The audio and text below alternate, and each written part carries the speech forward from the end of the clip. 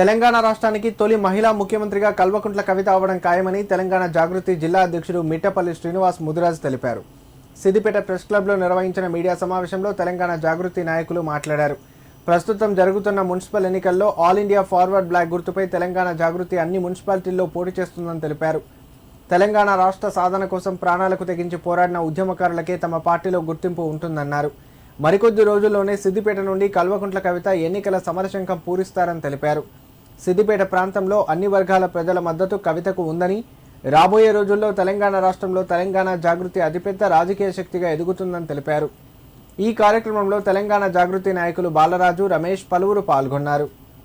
తెలంగాణ రాష్ట్ర జాగృతి వ్యవస్థాపక అధ్యక్షురాలు గౌరవనీయులు పెద్దలు శ్రీమతి కల్వకుంట్ల కవితక్క గారు రాష్ట్రంలో జరగబోయే 116 మున్సిపాలిటీలు 7 కార్పొరేషన్లకు ఆల్ ఇండియా ఫార్వర్డ్ బ్లాక్ సింహం గుర్తుపైన పోటీ చేయడం జరుగుతూ ఉంది.